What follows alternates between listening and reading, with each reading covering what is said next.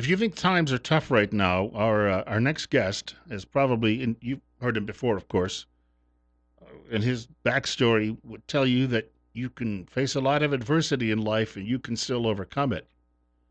And his name is Coach Pete Coulson, and he joins us periodically on the program and gives us an update on just things in general around the world and at home, and his thoughts on all of that. And of course, he's made a career as a motivational speaker as well. It's 6 minutes after 8 o'clock. We're at 34. Bill Colley on News Radio 1310 KLIX and newsradio1310.com. And I need to point out, Coach is in a new home now. No, not that kind of home. He moved into a new house. He's not quite that old. Oh, and I think I lost his call. So what we'll do is we'll dial him back up and we'll get him back on the line here in just a moment. Now, that's the best way to go about doing this. So that's 2 days in a row that's happened to me. And, I was blaming it yesterday on my thumbs, but I don't think that's it at all. I think that what's actually going on here is I think that maybe perhaps leaving people on hold for so long that the call probably eventually drops out. So let's see if we can't. There he is. Sorry, I lost you there, my friend. Yeah, well, I'm going to blame it on myself, not you. Okay. Hey, I wanted to just say thank you for joining us this morning.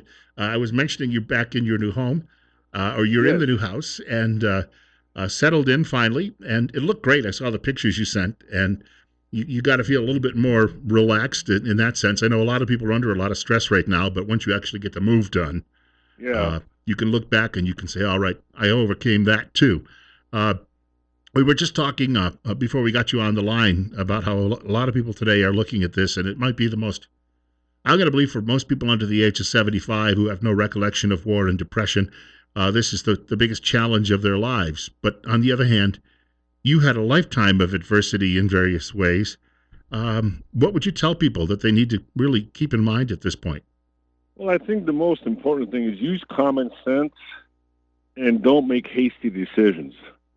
Let each situation take its course in the best way and most reasonable way possible. You can't control everything, but control the things you can and move forward from that.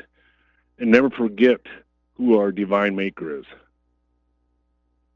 I was going to say, this time of year especially, here we are in Holy Week, and a lot of people, perhaps because they're separated from their churches right now, they're either longing to be there, or I hope that they're not losing faith in all of this, because it is a very trying time. It's almost like a sorting going on.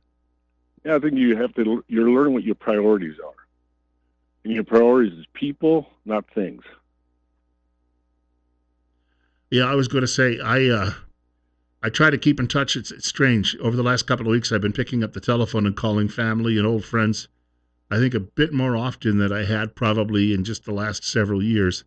And I got to be honest with you too, Coach. I'm having dreams at night where I'm often encountering, I'm going somewhere in a dream with my dead brother or with my dead parents, and they're active as if they're still alive in these dreams. And maybe I only rarely dream about these people, but it tells me that obviously, even in my subconscious, there's an effort to try to grasp at those things that you loved and that you cared for. Definitely. I mean, I lost a dad a year ago, and I remember him and the influence he had in my life. He says, value people, not things. And that's the thing always to remember, is that the world is changed by our opinions, by example, not by our opinions. And don't let the opinion society dictate who you are as a person and what the priorities in your life are. How are you impacted personally right now by all of this going on? I get to work at home. I'll have to send you a picture of my latest setup in my office. I got a big monitor because I was looking at a little laptop and my eyes were just getting sore. So I got a 42-inch TV and just hooked my laptop into that. And that way I can work more easily. I can be more productive because I'm not as distracted, but it's still a tension, just trying to communicate with people. I think you realize how important relationships are and effective communication is. I would agree with what you just said, because I told this to somebody last night. Despite just about everybody else in this building is working from home, but because of the nature of this show, I come in and do the show here at the studio, and I'm not really surrounded by anybody. I'll be here all alone in the building tomorrow. Uh, but I think that I, I'm getting more done more rapidly because there aren't those moments where you stop by the water cooler and you talk to somebody. But on the other hand, you start to really realize how much you value those relationships, even with a coworker that you talk to maybe for 2 minutes a day in passing in the hallway. Well, yeah, I think it's just like when I'm requesting data and what's said in the email and what is meant may be two different things. So you have to really work on communicating what is really needed, what information is needed, and how can I best address that issue when I can't have that face-to-face contact and really hear what that person is saying. You have to find that perspective through their words, and that's always a challenge. I was thinking about when you were a boy growing up, and your first several years you were spent in a country that had been occupied by a pretty nasty group of people just a few years before your birth, and it took, I'm sure, years for much of Europe to actually recover from all of that, and yet somehow people persevered. Do you have any insight as to how they did that? I think it's a matter of, in some ways, people put up some walls, but eventually those walls broke down because they realized that building relationships is the most important thing. I mean, I remember my dad talking to neighbors and helping understand that we weren't bad kids. We just had a different complexion of skin, and helping them understand that we're just like everybody else, just God gave us color, And I think that's something so easy to forget. And it's just like the Democrats, Republicans, all this crisis going on now about who pointing fingers. Stop pointing fingers and build relationships. Everybody's not going to have the perfect answer, but respect the answer and come up with a common sense process to resolve those issues. I would have had a good explanation for any neighbors like that. I would have pointed out they may have been spending a fortune trying to get a good tan, and you didn't have to worry about that. That's something I have to deal with all my life. People going out to tan, I'm going, what's the deal? You don't like me. You don't like me tan, but yet you're criticizing that. I don't understand. That's a paradox I can never figure out. I was going to ask you about what's going on as far as at the moment you can't obviously go out and referee games or do anything like that, and I know that you've been very close to a lot of the young people over the years that either you've coached or you've met through other programs, counseling programs, and the like. A lot of those young people, this has got to be. We think it's stressful for an adult, but most of us as adults have already gone through several losses in life, whether it be family, jobs, friends. That have happened to us. But if you're 15, 16 years old, this has got to start to seem like the end of the world. I mean, how do you approach that?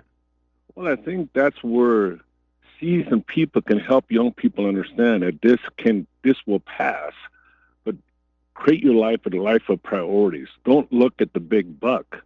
Look at the way you can build into people's lives, because lives is what's going to keep you going, not money. And that's the thing we often forget, that we get an education, we think the degree drives us. No, the process of the degree drives us.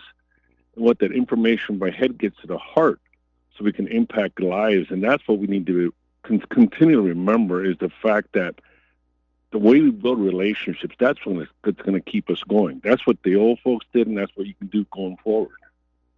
And a lot of people you probably met in life, and again, you could, even not just your own experience, but as I pointed out, growing up in a war-torn part of Europe or that had been war-torn, you probably had a lot of experiences meeting people who had come through some pretty dark times. And is there anything that you can share with people about that too, that would allow them to see that, that there is an ability to persevere? Well, I think we all have to have that attitude of resiliency. Learn to fight through the difficulties, the pain, and the uncomfortableness of life. And sometimes life forces that right in our face, and now we're facing that situation. So try to surround yourself with people that tell you what you need to hear, not just what you want to hear. And that's so fundamentally important. It's kind of like my sisters were going to come in June, but they're not able to come now, But they understand that God is in control of things, and that eventually we'll meet face to face, if not here, in heaven. And that gives us hope. And so you have to base your foundation on a faith that keeps life in perspective, because at this holiday season, Christ came to earth. He loved the world. There's no subtitles. He didn't love the black or white. He loved the world, and he gave his son for the world. And that's how we need to treat one another, with mutual respect for one another, despite our differences. I was thinking you mentioned the fact your sisters can't visit. I was invited to a 40th high school class reunion coming up in the early part of July, and even then, I don't think I'll be making that. I wasn't sure I would make it anyway, but it doesn't look like that event may even take place this year. So we'll have to wait, I guess, until 41. But the just the nature of what we're going through, uh, I'm trying to think how we're going to bounce back. And I just, some days I sit here and I think to myself, you hate to try to do this, but you try to almost game what the worst case scenario would be to see if you can't come up with some sort of plan how to overcome it. But you know what? It just seems so overwhelming. Yeah, and I think that's where your faith is your driving force. I wake up every morning knowing that God is in control. He knows the final chapter. And so we have to live with that in mind, that we live to build into lives a faith that keeps us trusting not in the earth, but in heavenly things that keep life in perspective. And I think that's the key for myself, and that's the foundation my parents built. I mean, people aren't going to help you, but God's always going to help you understand people, and that helps you understand people because you look at it through grace and mercy and love and forgiveness. What do you do Good Friday? Are you going to just stream something at home from church? Is that how you're going to do it? That's probably what I'll do. Yeah, just watch something on TV or something. And then the same, I would guess, Easter Sunday? Yeah, I have my old church in Salem. I kind of stay connected with it, so I listen to them on a weekly basis. In Oregon? Yes. Yeah. Salem Alliance Church. Yeah, I was going to say, we have to remind people that though Oregon sometimes gets a bad rap, there are still some very good people there. Oh, there's a church there. I love that church because they're really engaging in the community. They try to help people. They have ministries for AA and all sorts of different addictions, but they look at, okay, what can we do to forward the faith and give people hope despite the despair of society? And that's been my salvation through my divorce and things like that. Church has been my foundation. I just love the people there and their family for the rest of my life. And that's the uniqueness about the family of God, that no matter where you go, there's family. We got about a minute before the break, and I do want to get back to some of what you just brought up about the uniqueness of that church family, because it's still there. It's like your own family. Your sister's not coming to visit. They're still there. But that lack of contact, I think, is people are really starting to see how important all of those relationships are, those ties are.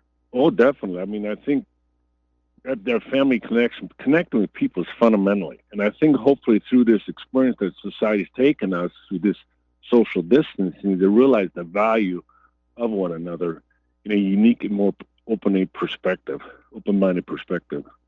I got to get to a break shortly, but you can stick around with us for a few more minutes, right? Yes. Coach Pete Coulson joining us this morning on News Radio 1310 KLIX and newsradio1310.com, and of course talking a little bit about adversity and faith as well. 20 minutes after 8 o'clock, we're at 33. Bill Colley. As soon as I say 33, the temperature gauge suddenly goes sproing and it says 37.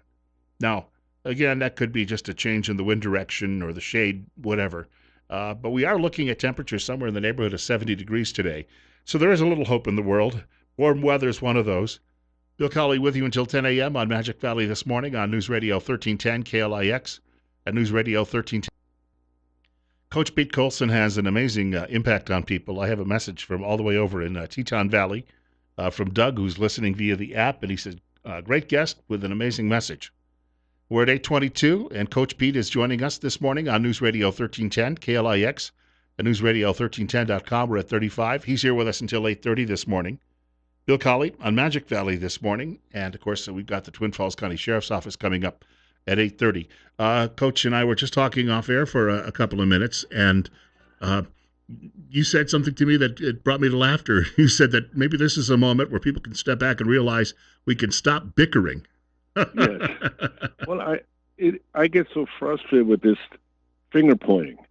Let's figure out where we are united, and let's come with that. Let's quit this finger pointing about blaming everybody, and let's just look at the common good we can do for humanity.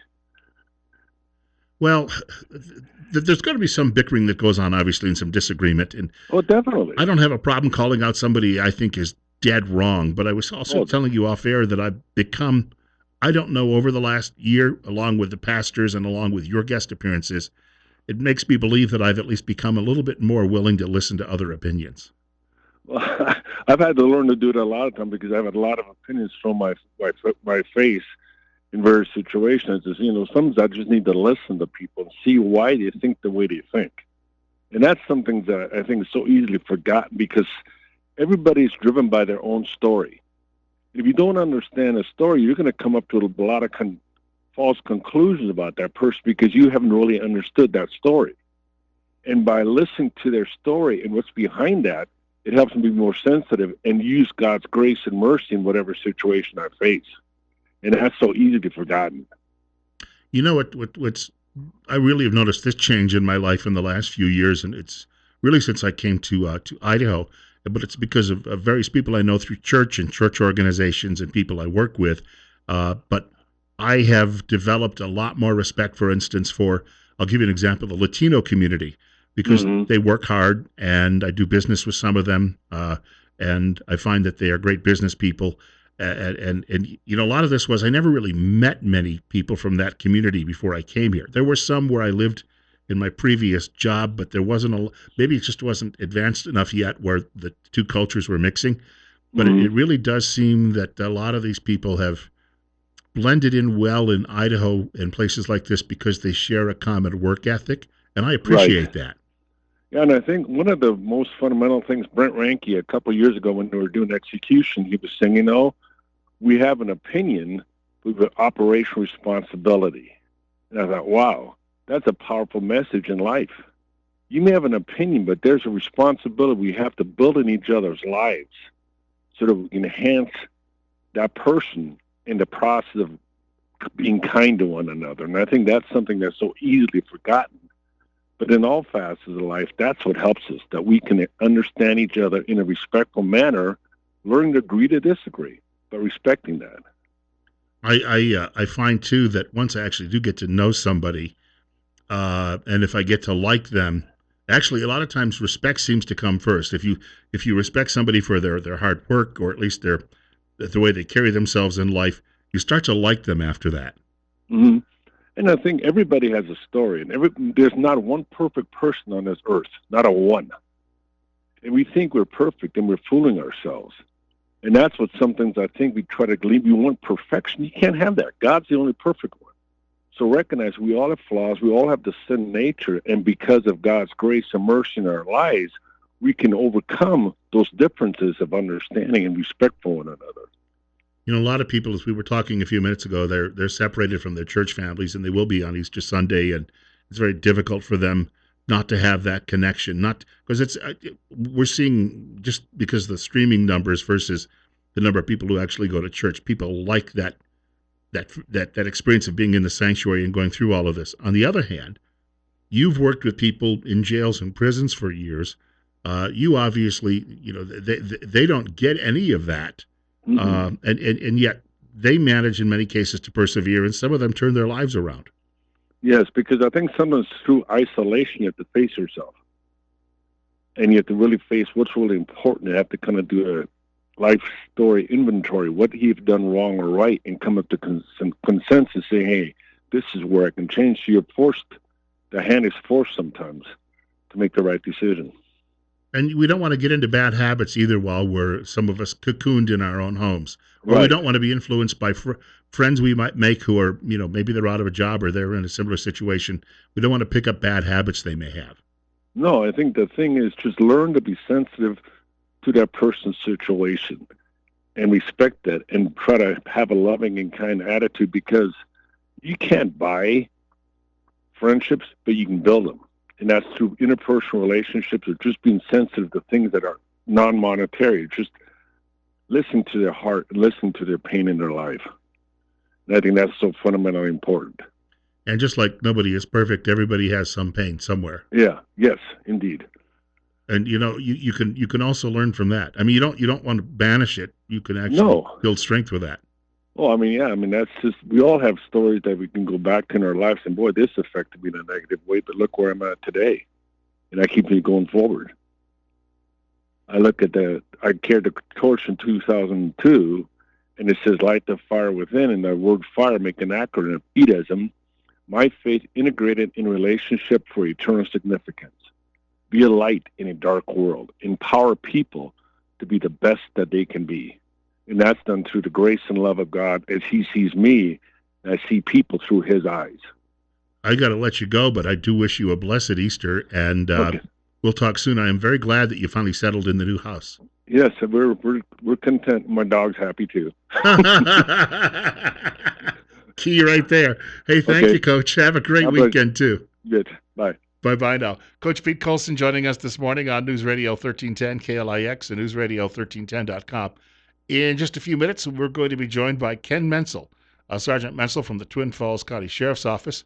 A lot to talk about there because people still have a lot of questions about do's and don'ts. And on the other hand, we may be seeing just my own experience driving home after work most days now. I don't have a lot of competition on the roads. I really have to admit that. When you're driving down the street and I'll make a turn in a street that would normally be very, very busy, sometimes you feel you're the last human being on the planet. Of course, until somebody pulls out of the intersection in front of you. That's why we still have law enforcement. It's 8:30. We're at 37. Bill Colley with you on